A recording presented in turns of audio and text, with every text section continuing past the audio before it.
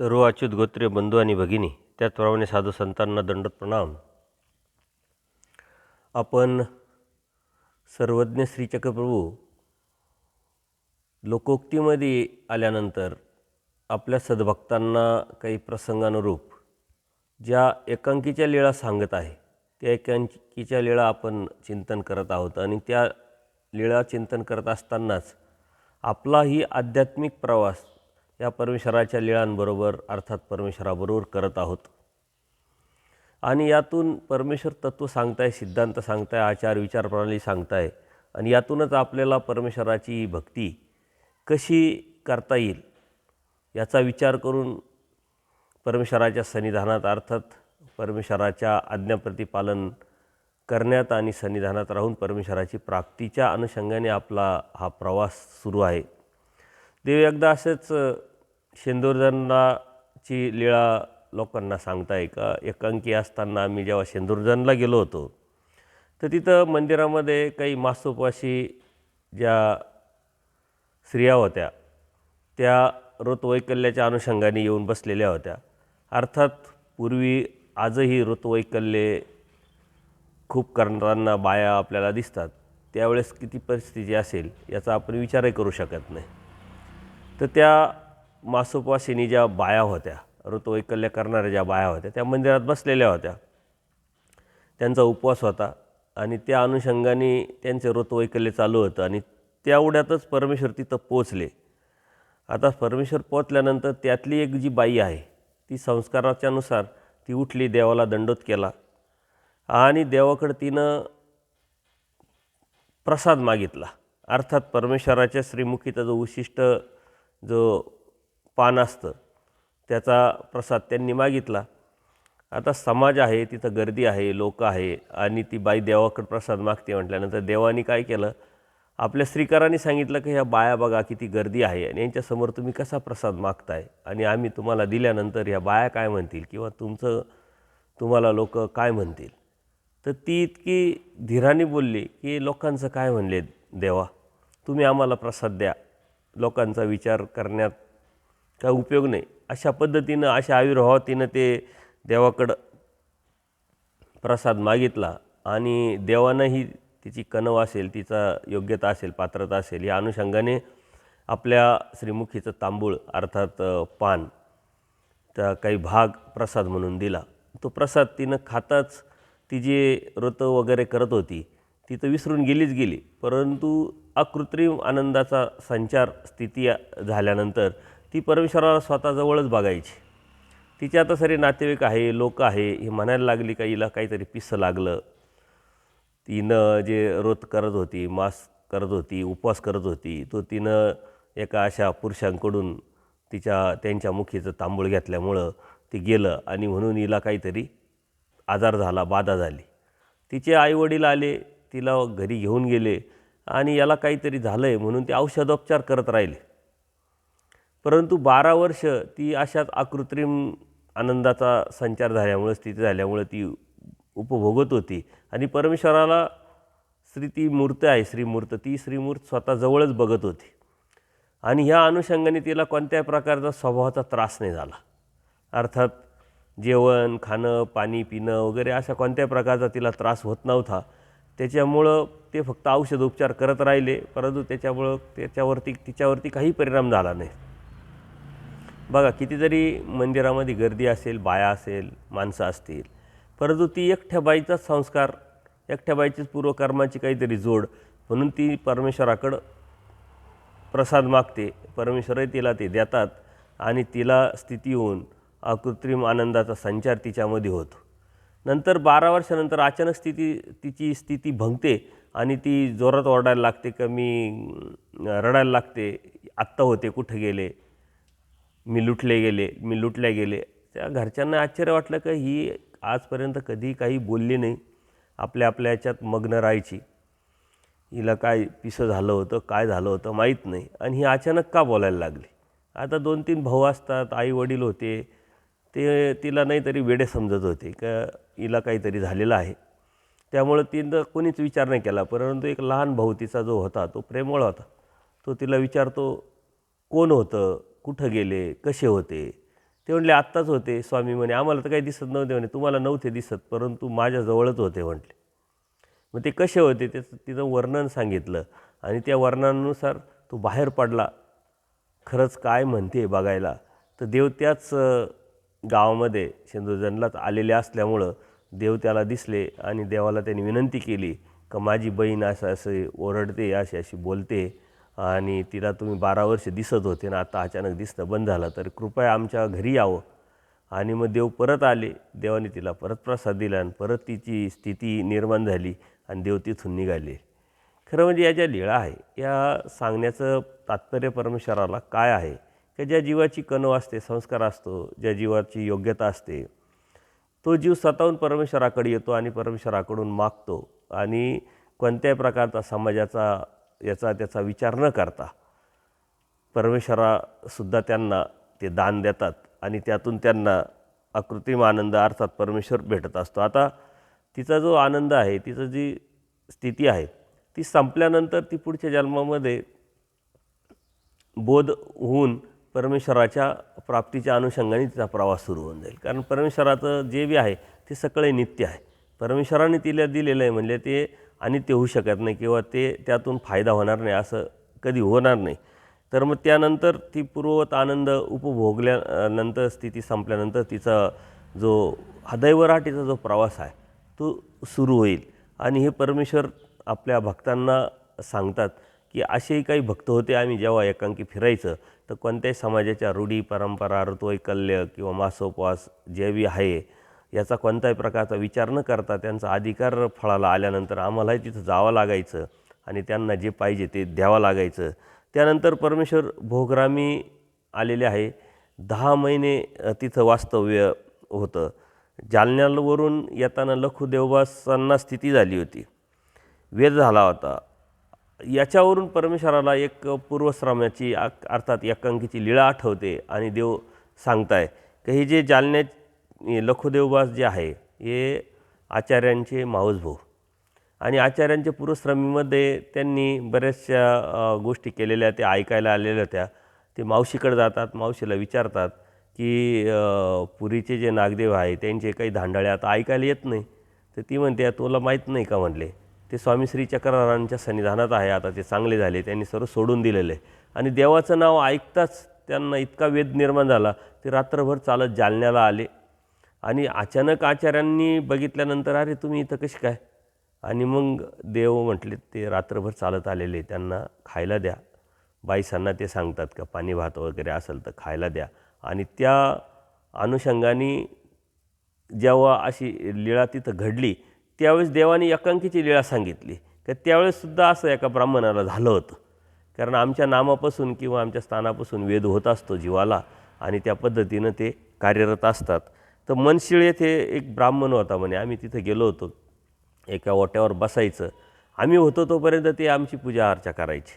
परंतु आम्ही तिथून निघून गेल्यानंतर ते त्या ओट्याचीच पूजा अर्चा करायला लागले. आणि हे करत असताना एक ब्राह्मण येतात मंदिरामध्ये आणि मंदिराच्या बाहेरच्या ह्या ओट्याला हे जे पुजारी आहे ते पूजा अर्चा करताना अगरबत्ती दिवा लावताना ते बघतात, ओवाळताना बघतात आणि त्यांना आश्चर्य वाटतं की ह्या ओट्यावर तुम्ही कशासाठी तुम्ही हे करताय, कोणाला करता, इथं तर कोणीच नाही आहे. आणि मग तो पुजारी सांगतात का पूर्वी इथे एक देव आले होते, काय सांगू त्यांचं लावण्य औदार्य, त्यांची श्रीमूर्तीचं त्यांनी वर्णन केलं. आणि त्यावेळेस ते होते त्यावेळेस आम्ही त्यांची पूजा अर्चा करायची, परंतु ते गेल्यानंतर आता आम्ही ह्या ओट्याची पूजा अर्चा करतो म्हणते. आणि हे का होतं की तिथं तो जो ब्राह्मण होता त्याला आल्यानंतर कुठं बसावं लक्षात न आल्यामुळे त्या ओट्यावरच ते बसले, त्यांना अकृत्रिम आनंद झाला आणि त्याच्या लक्षात आलं असं काहीतरी गडबड आहे, म्हणून ते बाजूला होता. ते पुजारी त्या ओट्याचीच पूजा करायला लागतात. तर ओट्याची पूजा का करायला लागतो, कारण मला बी असं असं जाणवलं म्हटले. आणि मग त्यांनी ही सारी कथा सांगितली. आणि मग ते म्हटले आधी ओट्यावर देव होते तेव्हा आम्ही त्यांची पूजा करायची आणि आता ते नाही आहे म्हणून आम्ही त्या ओट्याला धूप आरती वगैरे करतो. आणि ते देव कुठं गेले या ब्राह्मणाला आता वेध लागलेला आहे. आणि ते त्या पुजाऱ्याला विचारतात का ते देव जे होते तू बघितले ते पुरुष कुठं गेले, म्हणजे इकडे गेले मनशिळकडे. आणि हातवारे करून त्यांनी सांगितलं आणि ते ब्राह्मण मात्र तिथं थांबले नाही. ते देवाला शोधत शोधत मनसरीकडे यायला निघाले आणि देवसुद्धा त्यांना भेटतात आणि भेटल्यानंतर दर्शन झाल्यानंतर त्यांनासुद्धा आनंद येऊ लागतो आकृत म्हणून त्यांना स्थिती होते. आणि मग देव सांगतात की ऐसे येथीच्या नामापासून होय का स्थानापासून होय. आमचा जो वेद आहे, आमची जी आवडी आहे, आमच्याकडे येण्याची जी जीवाची प्रवृत्ती आहे, एक तर नामापासून होते किंवा स्थानापासून होते. आणि आजही आपण बघतो आहे ज्यावेळेस एखाद्याच अनेक आचार्यांनासुद्धा पहिली स्थिती झाली होती तर नाम दादोसांकडून ऐकल्यानंतरच झाली होती. तर नाम ऐकताच परमेश्वराचा त्यावेळेस त्यांना वेद निर्माण व्हायचा, आवडी निर्माण व्हायची आणि देवाला ते शोधत यायचे. तसं त्या ब्राह्मणाचं सुद्धा झालं. किंवा स्थानापासून आता आपले जे स्वामी श्री चक्रधरांचे जे स्थान आहे महाराष्ट्रात, अनेक स्थानावरती अनेक लोक जातात. आता ते सर्वांनाच बोध असतो, सर्वांनाच ज्ञान असतं किंवा हे स्थान कशाचं आहे, लीळा काय घडलेली ही काही माहीत नसतं. अनेक लोक आहे का जे फक्त आकर्षित होऊन किंवा दर्शनाच्या अनुषंगाने किंवा लोकांनी सांगितल्यामुळं एक अनुभूती प्रचितीला आलेली असल्यामुळं बरेच लोक स्थानाच्या दर्शनाला जात राहतात. कितीतरी अन्य लोक असतात आणि ते नंतरच्या काळामध्ये भविष्यात उपदेशी पण होतात. अशा स्थानांच्या ठिकाणी बरेचसे बाहेर बाधा झालेले लोक पण असतात. त्यांनासुद्धा चांगला रिझल्ट भेटतो, त्यातून ते शांत होतात आणि त्यांची जी बाधा आहे, त्यांचा जो त्रास आहे, मग तो मानसिक असेल किंवा खरोखर काही भूतबाधा झालेली असेल तर ती त्यांची निघते. म्हणजे स्थानाच्या ठिकाणी परमेश्वरांनी आपली दया, माया, कृपा, करुणा ह्या ज्या अनंत शक्ती आहे त्यातल्या काही शक्ती निक्षेप केलेली आहे आणि त्या शक्तीचं कार्य आजही वर्ततं. त्यातली परंपरेनुसार किंवा पक्षकारांनी सांगितलेलं आहे का माया मुख्य शक्ती असते आणि कृपा ही प्रधान असते. ज्यावेळेस आपण स्थानाचं वंदन करतो तर कोणत्या पद्धतीनं करतो त्यावरती ह्या शक्ती कार्यरत असतात.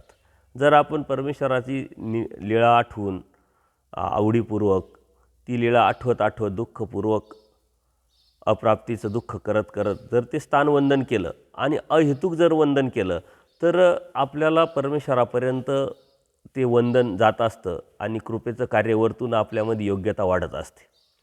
परंतु तेच स्थान करत असताना अज्ञानवश कोणत्याही प्रकारचं आपल्याला माहीत नाही आहे, लीळा आठवत नाही आहे, दुःख करत नाही, फक्त एक करायचं प्रोसेस किंवा दृष्टपर की मला हे भेटावं, मला ते भेटावं या उद्देशाने जर ते स्थान वंदन केलं तर ते मायेपर्यंतच पोचतं. माया ही एक देवता आहे. अज्ञानाशी माया संबंध परमेश्वराचं सूत्रच आहे की जे अज्ञानी असतात त्यांचा संबंध हा फक्त मायेपर्यंतच म्हणजे देवतेपर्यंतच असतो. म्हणून दृष्टपर भक्ती जर आपण या धर्मामध्ये असूनही जर करत असेल तर ती अप्रत्यक्षरित्या देवतेचीच भक्ती आहे. आणि आपल्या धर्माचा सिद्धांत आहे अहेतुक, अदृष्टपर, निरपेक्ष.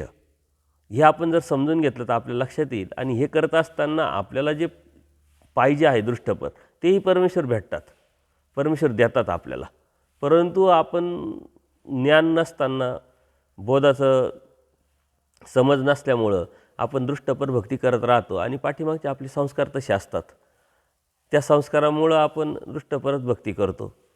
आज 99% लोकांना जर आपण विचारलं की तुम्ही का धार्मिकता करताय, तर मला हे भेटावं, मला ते भेटावं किंवा मला हे भेटलं आहे ते टिकवावं, अजून भेटावं ह्याच उद्देशाने भक्ती करणारे दिसतात.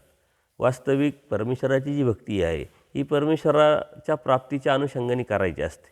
परमेश्वराने बोध त्याच्यासाठी दिलेला आहे, सृष्टी त्याच्यासाठीच निर्माण केलेली आहे, स्वतः अवतार त्यासाठीच घेतलेला आहे. परंतु अन्यथा ज्ञानामुळं, अज्ञानामुळं हे जीव दृष्टपर भक्ती करतात, हेतुक भक्ती करतात आणि म्हणून त्याचा संबंध हा मायेपर्यंतच जातो. आणि म्हणून कितीतरी लोक आपण बघतो 20-20, 40-40 वर्ष उपदेश घेतलेले आहे, दृष्टपर भक्तीच्या पलीकडं ते गेलेच नसल्यामुळं त्यांच्यामध्ये कोणताही बदल झालेला नसतो. म्हणून हे स्थान काम कार्य करतं, कारण परमेश्वराने सांगितले सगळ्यांची विषय व्यवस्था आम्ही करतो. जो बी भक्त आहे ज्या उद्देशाने आला, ज्या उद्देशाने तो भसतो, भक्ती करतो, ते त्याला देणं हे परमेश्वरा म्हणतात आम्हीच करतो. फक्त ते एक सिस्टमचा भाग आहे. देवतेच्या अनुषंगाने, देवतेच्या माध्यमातून परमेश्वर देत असतात.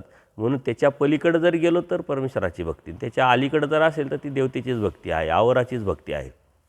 म्हणून आपण खरं धर्म काय आहे हे पहिले समजून घेतलं पाहिजे.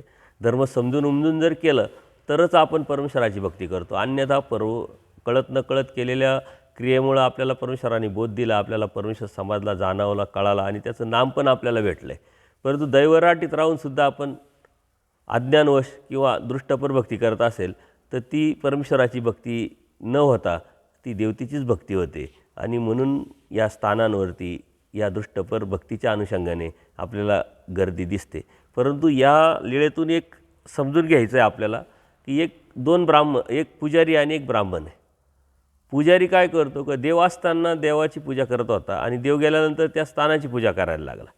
परंतु ब्राह्मण चिकित्सक, पूर्वकर्माचे संस्कार असतील, तो म्हटले ते पुरुष जिथं होते ते कुठे, ते मला सांग कुठं गेलेले. आणि ते देवाला शोधत आले. वास्तविक हा जर त्या स्थानाची पूजा करतोय तर त्या ब्राह्मणाने स्थानाची पूजा करून आणि स्थानाच्या जवळ राहायला पाहिजे होतं आणि जे बी अपेक्षित आहे त्याला ते भेटलं असतं. परंतु तसं विचार न करता तो देवाला शोधत आला. म्हणून आपणसुद्धा आता परमेश्वर तर आपल्याला समजला आहे, कळाला आहे, परमेश्वरापर्यंत आपण पोचलो आहे. मग आता आपल्याला परमेश्वराला शोधायचं का याच्यातच अडकायचं? परमेश्वराने आपल्याला साधनं दिलेली आहे. स्थान, प्रसाद आहे, वासनिक आहे, भिक्षुक आहे.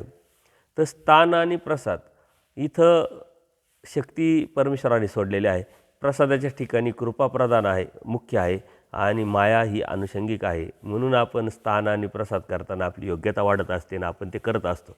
परंतु त्याच्या पाठीमाग कोणता हेतू आहे करण्याच्या पाठीमाग, त्यावरती त्याचं कार्य चालतं. हेतूवरती आपल्याला त्यातून जे बी मिळायचं ते मिळत असतं. आणि आपला हेतू जर अदृष्टपर नसेल, शुद्ध नसेल, निरपेक्ष नसेल, निस्वार्थ नसेल तर परमेश्वरापर्यंत ते पोचत नाही. आणि देवतेपर्यंतच ते पोचून आपल्या बी कर्मात जर ते असेल, कर्मवशी जर आपल्याला ते असेल आपण मिळवलेलं अर्जकत्व असेल तर ते देवता देतात. म्हणून देवता वर्ग जर समजून घेतला तर आपल्या तत्त्वज्ञानाचा जो मूळ गाभा आहे हा आपल्याला समजेल, कळेल आणि यातून आपण बाहेर पडून खऱ्या अर्थाने परमेश्वराची भक्ती करू. तो त्या ब्राह्मणाने परमेश्वराला शोधलं आणि एक पुजारी जो आहे तो स्थानाचीच पूजा करत राहिलं. तर आपल्याला आता देवाला शोधायचं का यात अडकायचं हे बी आपण समजून घेतलं पाहिजे. साधन आहे, साधन म्हणजे साध्यापर्यंत नेणारी जी गोष्ट आहे ती साधन. त्या साधनाची आपण काळजी घेतली पाहिजे. त्या साधनातून आपण साध्यापर्यंत जाण्याचा आपला प्रवास ज्ञानातून करायला सुरुवात केली पाहिजे. हे अत्यंत महत्त्वाचं आहे. नंतर आता देव भांडेकरांची भेट म्हणजे भंडाऱ्याला आलेले आहे. भांडारेकरांच्या घरी सर्वज्ञ भिक्षेसाठी गेलेले आहे. आता भांडारेकर जे आहे हे एकांकीचे अत्यंत उत्तम पुरुष, ज्यांनी 16 वर्ष देवाच्या सन्निधानात राहून देवाची सेवा केली आणि कोणत्याही प्रकारचा प्रश्न न विचारता आपलं जीवन व्यतीत करून परमेश्वराला प्राप्त झाले. तर हे जे भांडारेकर होते ते सकाळी उठल्याबरोबर काहीतरी वाचत पोथी घेऊन ओसरीत बसले. रात्री त्यांना काहीतरी प्रश्न निर्माण झाला का संस्कृती छेद होईल असं काही तत्त्वज्ञान आपण आजपर्यंत ऐकलं नाही आणि आपल्याला मुक्त व्हायचं आहे. तर ते मुक्तीचं नेमकं साधन, नेमकं कारण किंवा त्या मुक्तीसाठी काय नेमकी भक्ती करावी हा प्रश्न पडल्यानंतर रात्रभर ते तळमळत राहिले आणि सकाळी उठल्यानंतर ते लगेच पोथी घेतली, श्रीमद भगवद्गीता वगैरे त्यात शोधायला लागले. आणि ज्यावेळेस त्यांची उत्सुकता आणि अवस्था बदलली, अत्यंत उत्कट प्रवृत्ती निर्माण झाली, त्याच वेळेस नेमके परमेश्वर त्यांना त्यांच्या घरी भिक्षेसाठी जातात. आणि भिक्षेसाठी गेल्यानंतर त्यावेळेस त्यांच्या पत्नीनं भांडारेकरांच्या पाणी गरम करून ठेवलेलं आहे. त्यांना ती बोलते की पाणी गरम झालेलं आहे, आंघोळ करा. परंतु ते आपल्या पोथी पाहण्यात मग्न आहे. आणि अगदी देव त्याच वेळेस जातात आणि त्यांना सांगतात का भोटो मागील फांकी बघा, मागच्या पानावरती बघा. आता ते मागच्या पानावरती बघितल्यानंतर त्यांना जो मनातला प्रश्न होता तो लगेच उत्तर सापडलं, क्लिअर झालं. आणि ते देवाकडे एक कटाक्ष टाकतात. देवाकडे एक कटाक्ष टाकल्यानंतर त्यांच्या मनात एक भाव येतो की माझ्या मनातलं यांनी ओळखलं आणि हे ज्या माझ्या मनातले जर ओळखू शकतात तर मग यांनी अशी परिस्थिती का, यांनी भिक्षा का मागावी, काळ यांच्यावर रुसला आहे का, असं म्हणून एक निगेटिव्ह नकारात्मक भावना निर्माण झाली. परंतु 0 मिनटात त्यांच्या लक्षात आलं की ज्या अर्थी माझ्या मनातलं हे ओळखतात आणि मला मार्ग दाखवायला आलेले आहे, हे माझे हितक्ष आहे खरे आणि काळच यांच्या हातात आहे, हे परब्रह्म परमेश्वर आहे, अशी बोध त्यांना फक्त या शब्दासरशी झाला. आणि ते तसेच देवाबरोबर उठले आणि चालायला लागले.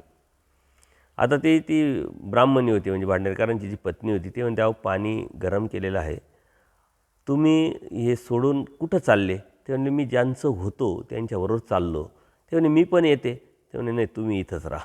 आता तिचासुद्धा संस्कार चांगला असेल, तिची पूर्वकर्माची जोड असेल, अधिकारी जीव असेल, म्हणून देवाच्याबरोबर भांडारेकर निघाले आणि ती पण निघाली. परंतु भांडारेकर म्हणतात, आम्ही जातोय, तुम्ही राहा म्हणताबरोबर ती थांबली.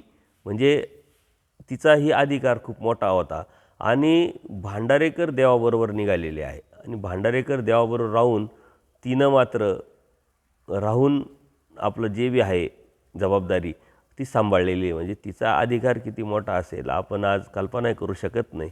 की तरी लोकांना अनुसरण्याची इच्छा असते, त्याग करण्याची इच्छा असते, पण अनंत अडथळे असतात, घरचे लोकांच्या अडचणी असतात, विरोध असतो. परंतु त्या बाजूने जर विचार केला तर भांडारेकरांच्या पत्नीचंही मोठेपण आपण अधोरेखित केलं पाहिजे आणि समजून घेतलं पाहिजे. त्यानंतर मग देव पुढं भांडारेकर पाठीमागं भिक्षा देवानी केलेली आहे. देवानी भिक्षा केल्यानंतर गंगेवरती गेलेले आहे. तिथं तिथं पाणी टाकून स्वच्छ भांडारेकरांनी केलेलं आहे. धोतर फाडून त्याचंच आसन केलेलं आहे आणि देव आता तिथं बसलेले आहे. श्रीकारातील अन्न तेथे त्यांनी ठेवलं, जेवण केले आणि भांडारेकरांनीसुद्धा प्रसाद मागितला. देवाने त्यांना प्रसाद दिलेला आहे. जवळच झाडाखाली ते बसलेले असल्यामुळे सर्वजणांना भांडारेकरांना दर्शनासारखीच ज्ञात आप्त ही जी आहे प्रतिती अवतरली म्हणले. ओम म्हणून भांडारेकरांसारखी उठी बैसू कौनीची नेणे. म्हणजे भांडारेकरांचं देवानी स्तुती केली, गौरव केला आणि ही स्तुती गौरव करून भांडारेकरांचं जे धर्मसेवा आहे किंवा परमेश्वराच्या ठिकाणी त्यांची निष्ठा आहे ती परमेश्वराने आपल्याला अप्रत्यक्षरित्या सांगितलेली. भविष्यात भांडारेकरांकडून बऱ्याच गोष्टी घडतात, पण ते 16 वर्ष देवाच्या सन्निधानात असतात आणि 16 वर्ष संविधानात असूनही त्यांनी कधीही आपली पाठ दाखवली नाही, देवाची सेवा केली, कोणत्या प्रकारचा प्रश्न विचारला नाही. त्यांची जी ज्ञानाची अवस्था होती ती अत्यंत उच्च अवस्था होती आणि त्या उच्च अवस्थेतून त्यांनी परमेश्वराच्या ठिकाणी राहून सन्निधानात राहून सेवा केलेली आहे. पुढे आपण ह्या सर्व लीळा बघणार आहोत. तर हे जे परमेश्वर एकांकीच्या लीळा सांगताय, आज परमेश्वराच्या सन्निधानात अनेक सद्भक्त आहे आणि काहीतरी प्रसंग घडला की देव त्याच्याबरोबर पाठीमागं असं कोणत्या ठिकाणी कोणत्या भक्ताबरोबर काय घडलं हे सांगताय. म्हणजे जालन्यावरून लखुदेवबास नुसते नाम ऐकल्यानंतर वेद निर्माण होऊन रात्रभर चालत आले आणि हे बघितल्यानंतर देवाला आठवलं आहे की असेही एक पूर्वश्रमीमध्ये भांडारेकर नावाचे भक्त होते का त्या भक्तांनासुद्धा नुसतंच मी माझ्या पाठीमागील फांकी बघा असं म्हणतात, ज्ञात आणि आप्त अशी प्रतिती अवतरली आणि ते ओम म्हणून लगेच उठले आणि सर्वस्वाचा त्याग करून आमच्या पाठीमागं आले. तर ही आठवण परमेश्वर त्या लीळेच्या अनुषंगाने सांगताय आणि भांडारेकरांचं गौरवोद्गार काढून पुढं भांडारेकरांच्या कोणत्या किती लीळा आणि भांडारेकर किती दिवस आणि कशा पद्धतीनं त्यांचं परमेश्वराच्या प्राप्तीचा जो प्रवास आहे तो झाला आपण बघणार आहोत. हे बघत असताना अनेक सद्भक्तांच्या प्रतिक्रिया येतात. आता लीळाचरित्र खूप मोठं आहे, प्रत्येक लीळा आपण घेण्याचा आता प्रयत्न करतो आहे, परंतु एकदम विस्तृतपणे न घेता तो प्रसंग आपल्या समोर उभा करून आपल्याला स्मरणासाठी, चिंतनासाठी आणि आपण त्याबरोबर ती एक भाग म्हणून प्रवास करतो आहे आणि नेमकं आपल्याला करायचं काय आहे धार्मिकता करत असताना हे आपण बघतो आहे. तत्त्वज्ञानाच्या बाजूने आपल्याला धर्म समजून घ्यायचा आहे आणि तो लीळाचरित्राशिवाय समजू शकत नाही आणि लीळाचरित्रात वाचणं म्हणजे लीळाचरित्राबरोबर चालणं महत्त्वाचं आहे. नुसतं वाचण्याला आपण वाचू शकत नाही, आपण वाचल्याला नुसतं वाचू शकत नाही, तसंच आपण ऐकण्यानेसुद्धा नुसतं ऐकू शकत नाही. आपल्याला ऐकायचं पण आहे. कोणाचं ऐकायचं? ते परमेश्वराचं आहे. म्हणून आपल्याला परमेश्वराचं ऐकायचं आहे आणि नुसतं वाचल्याने आपल्याला वाचणार नाही, तर ते करायचं आहे. ते करणं म्हणजेच वाचणं, म्हणजे स्वतःची प्राप्तीच्या अनुषंगाने प्रवास करणं. या अनुषंगाने आपण हा परमेश्वराबरोबरचा प्रवास करत आहोत.